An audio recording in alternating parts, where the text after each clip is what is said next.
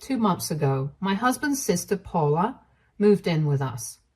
For some context, Jack, my husband, and his sister Paula hadn't spoken or been in contact with each other for the past 3 years. While this might seem unusual, once you understand their family background, it will start to make more sense. You see, Jack and Paula grew up in a home that was heavily dominated by their father, Oscar, who was an extremely abusive man. He inflicted the sort of intense abuse you only hear about in the news or read in articles. The kind of stories that leave you wondering how the family ever survived through that. As Jack has explained, a large part of his father's behavior stemmed from a mental health condition.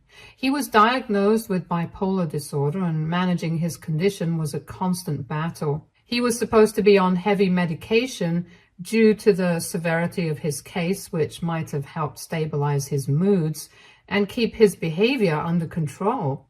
However, the reality was that most days, Oscar simply refused to take the medication. He would often say he didn't feel like it, which meant his family had to deal with the consequences of his untreated mental illness, intense mood swings, irrational outbursts, and worst of all, his need for complete control over every aspect of their lives. His refusal to manage his condition and his controlling behavior created a toxic environment that fractured the family. Jack's mother, Cece, suffered the most at the hands of her abusive husband, Oscar, enduring the brunt of his violent outbursts. The abuse was relentless, especially at night when he would come home drunk after work.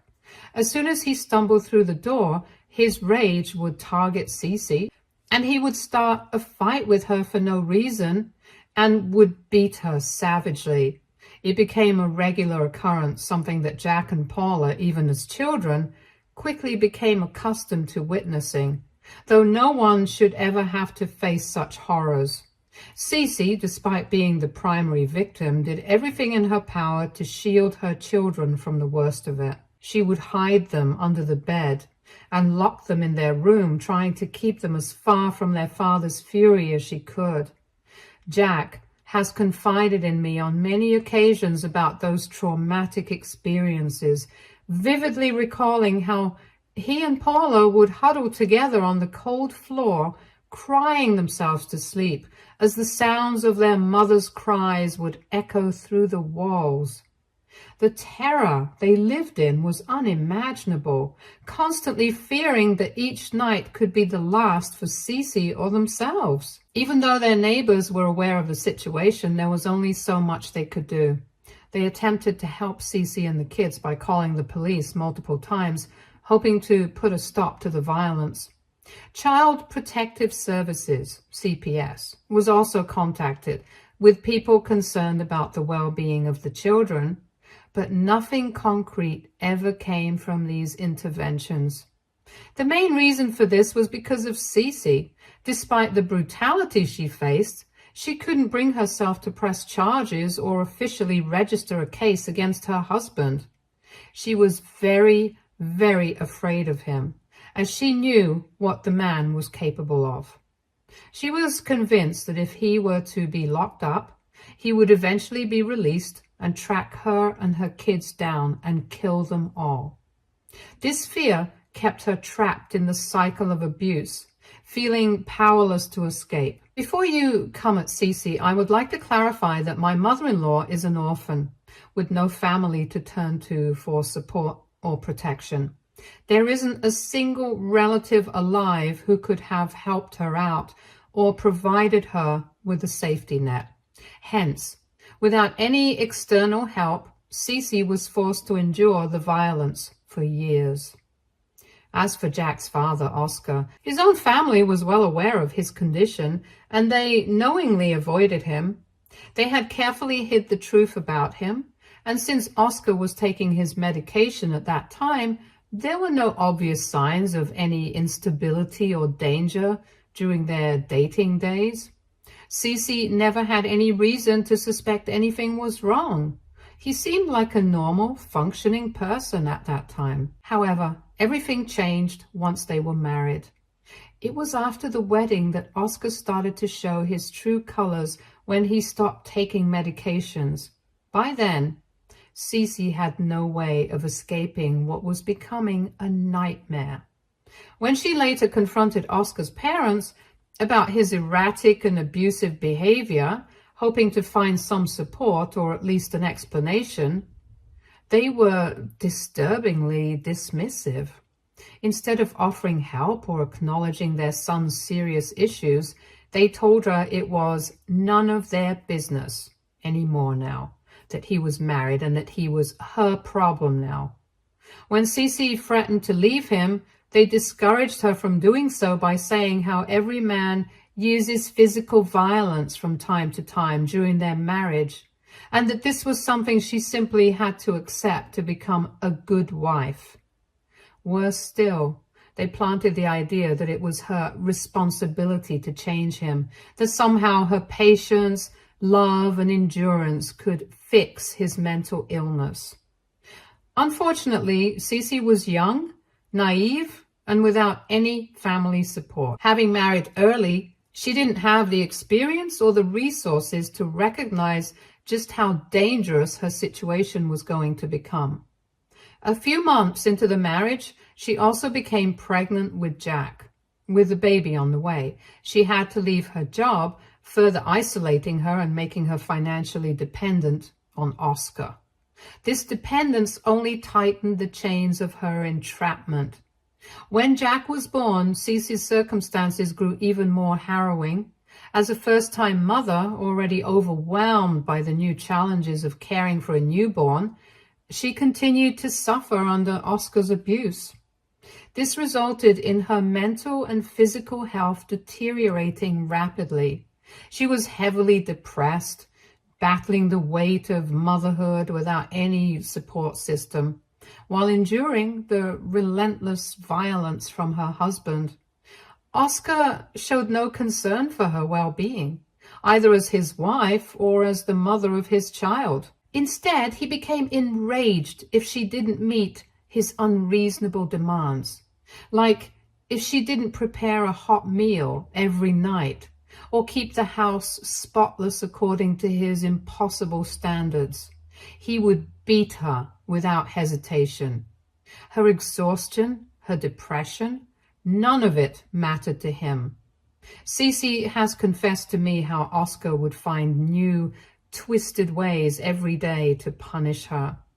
For example, he would sometimes deliberately starve her as a form of control and humiliation. Before leaving for work, he would lock the kitchen, preventing her from accessing any food throughout the day. He knew she didn't have money to buy fast food either. By locking the kitchen, he wanted to break her spirit in addition to her body. Oscar did leave the baby powder out for Jack during the day so his son could be fed, while Cece would stay hungry the whole day. Only when Oscar came back home would she be allowed to go into the kitchen just to cook a meal for him, even though she had been starving the whole day.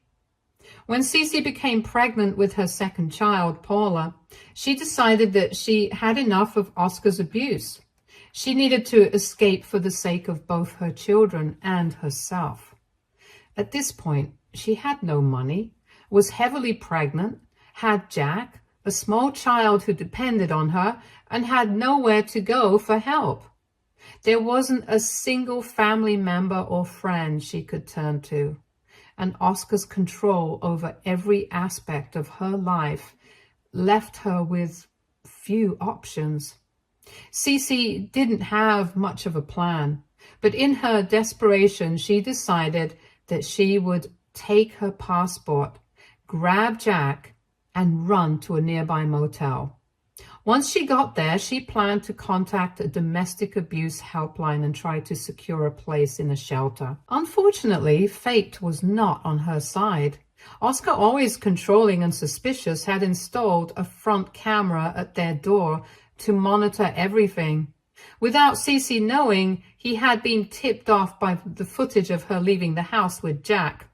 Cece, without any money for a cab, had been walking down the street holding Jack's tiny hand when Oscar caught up to them. He was furious and violently snatched Jack away from her.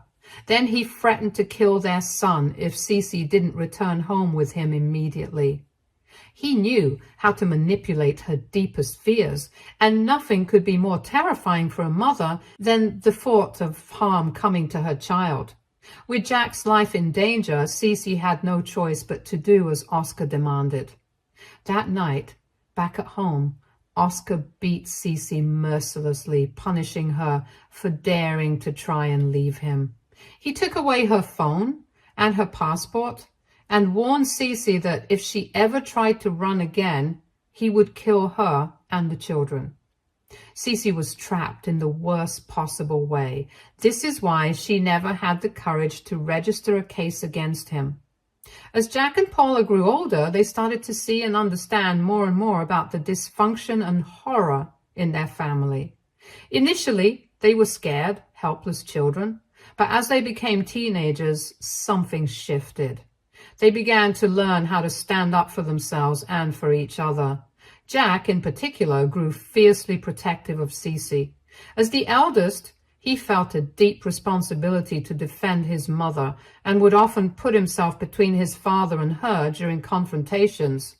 This would sometimes land up with him getting beaten by his father, but he didn't care, as he just wanted to save his mother. As Jack grew older, he started to stay up late, waiting for his father to come home drunk so he could take care of his father instead of letting his mother handle him. The moment he heard the front door creak open and Oscar stumble inside, Jack would spring into action. He would serve his father dinner and keep him distracted and calm. After dinner, Jack would help his intoxicated father stumble to the couch where he'd switch on the TV, ensuring Oscar was too preoccupied to disturb Cece or Paula. His efforts were all about keeping his father occupied enough so that he wouldn't lash out. Jack would wait for his father to drift off to sleep, knowing that only then could he relax. As you can imagine, living like this shaped Jack in profound ways. The burden he bore was immense. No child should have to take on the responsibility of managing an abusive parent or protecting their family from harm. Yet, Jack did it night after night. It robbed him of his childhood, forcing him to grow up far too quickly.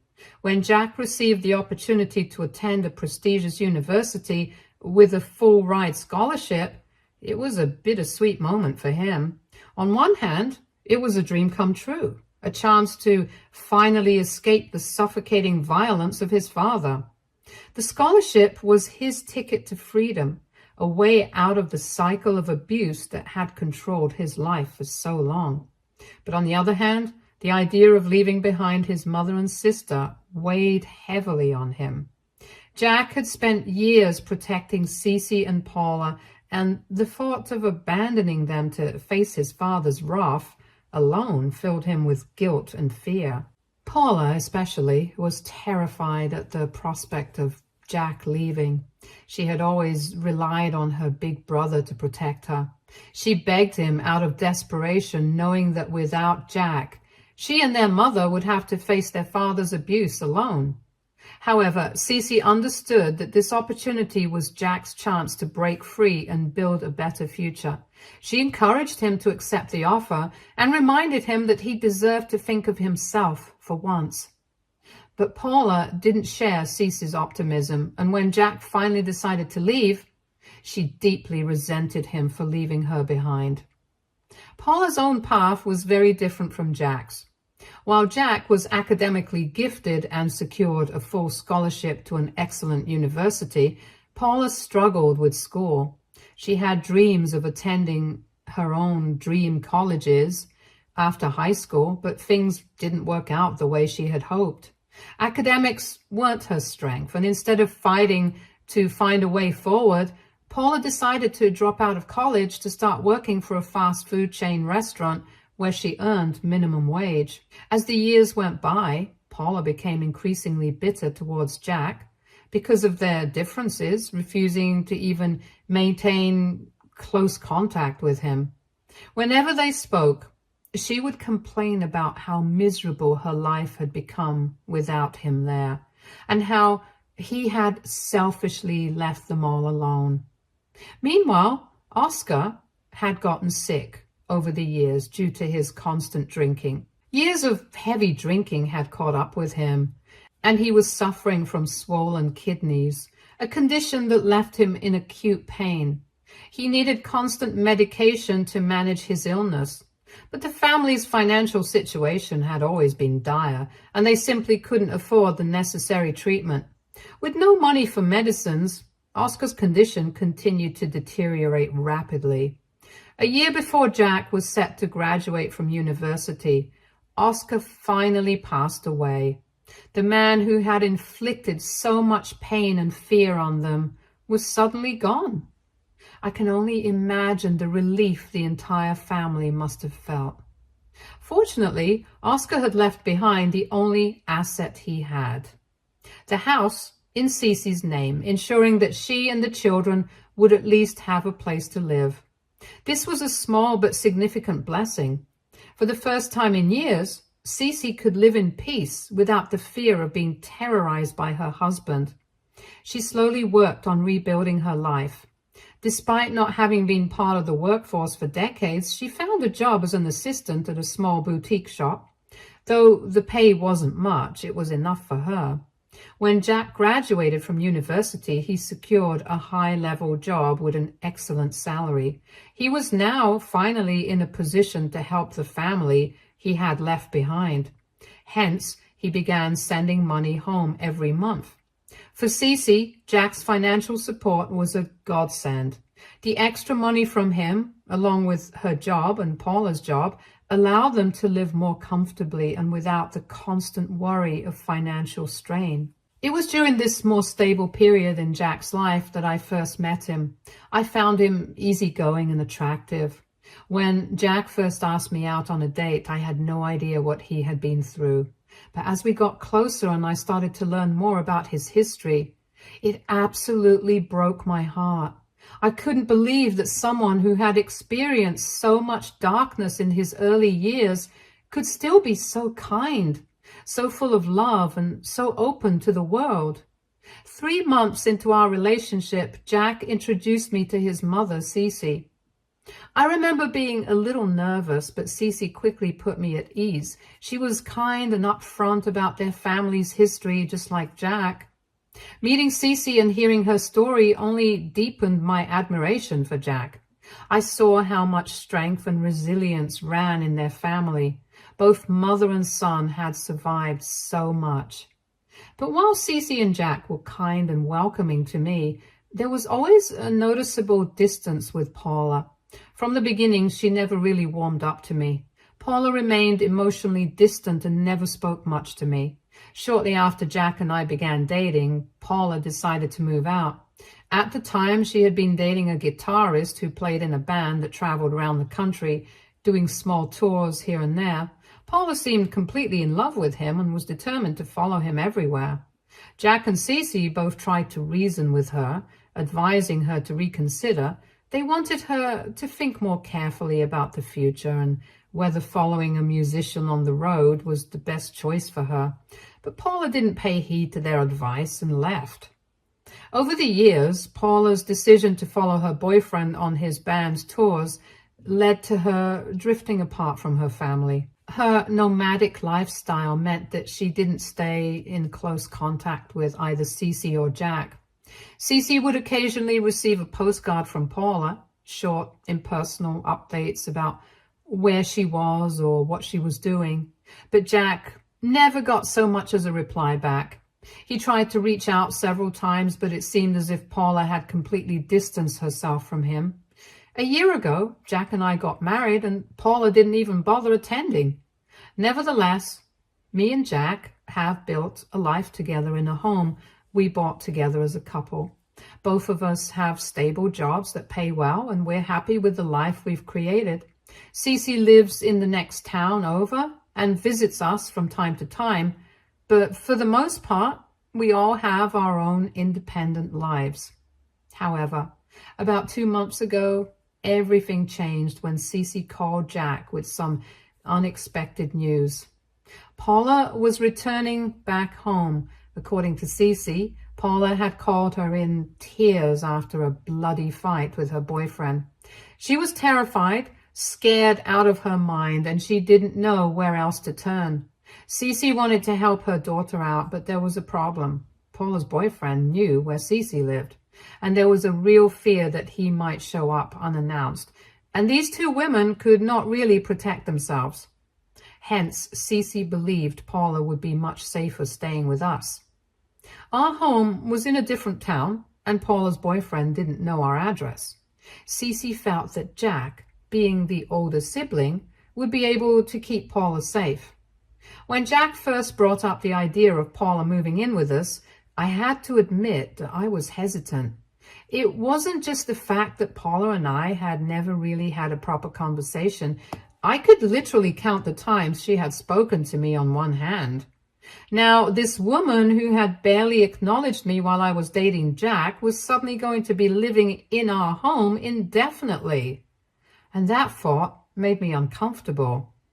I understood she was Jack's sister, and of course, family is family, but I couldn't help but feel uncertain.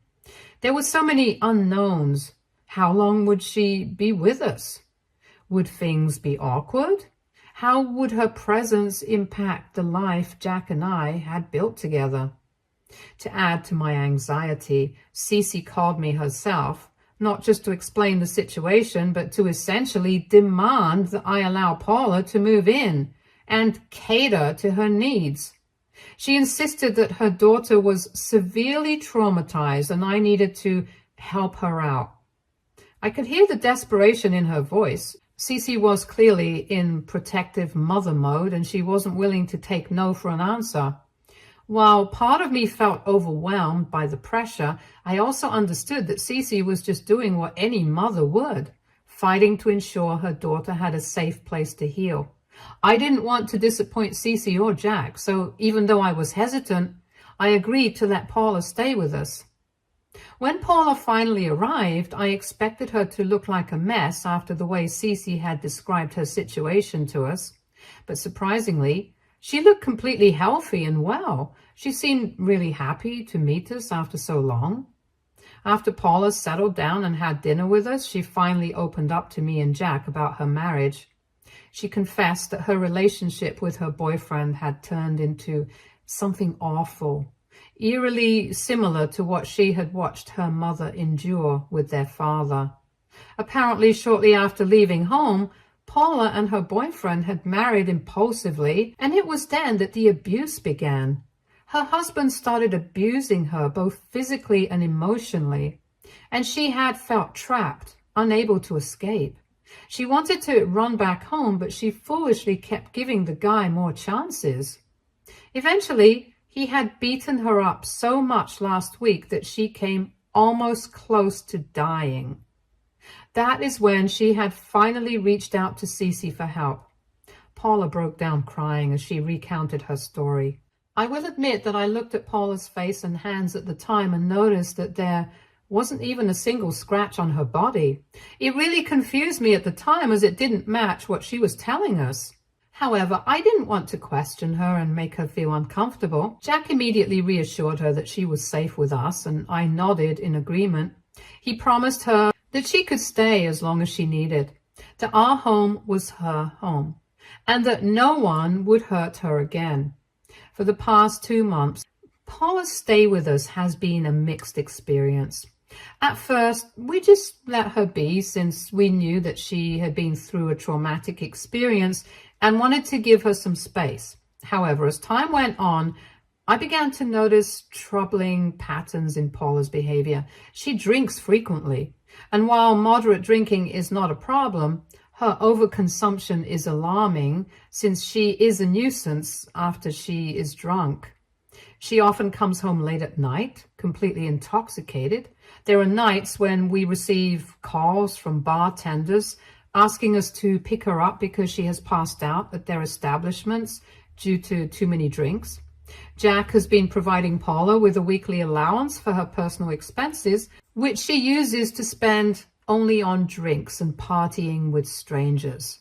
She frequently brings home people we don't know. There have been several instances when I'd walk into the kitchen only to find an unfamiliar man rummaging through our fridge looking for something to eat, as if this was their place. I started to feel incredibly uncomfortable and unsafe in my own house. I tried to encourage Paula to find a job, to help her regain a sense of normalcy, but she always came up with excuses like she isn't in the right state of mind to work. Yet she has no issues when it comes to partying and socializing with people. This is why I started to get very suspicious about her behavior and questioned to myself if she was really depressed or was just simply using us for our kindness. Jack didn't appear to see the problem, though. He was sympathetic to Paula's struggles and believed that she needed more time to get back on her feet. While I understood his compassion, I was also getting more and more frustrated with each passing day because of her troubling behavior. Hence, in a desperate bid to understand what was really going on with Paula, I decided to reach out to Paula's husband, Arthur, directly. I figured he might shed some light on her behavior and whether or not her claims about their relationship was true. I found Arthur easily through his band's popular Facebook page. I sent him a direct message asking him to call me on my number. My plan was simple.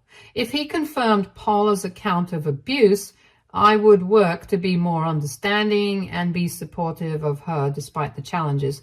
But if the truth was different, I needed to know. When Arthur finally called me on my number, he revealed something very contrary to what Paula had made us believe. It turns out that it was she who was abusive in their relationship and not the other way around. Arthur described multiple incidents where Paula had behaved erratically and violently.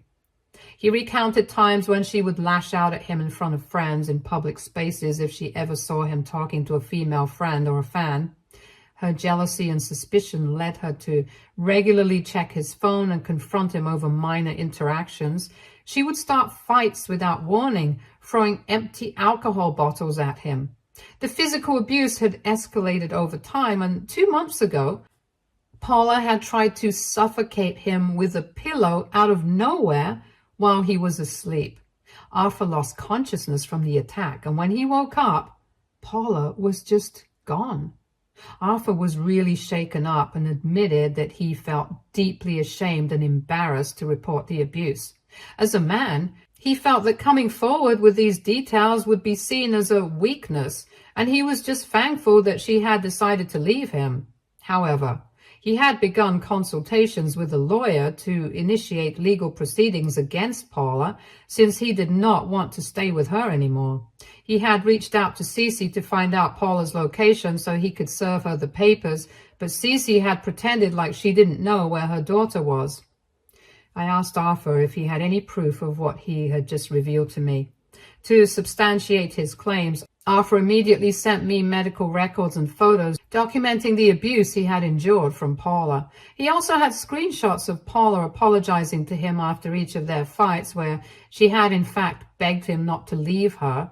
The evidence was hard to ignore, and I was floored by the devastating truth.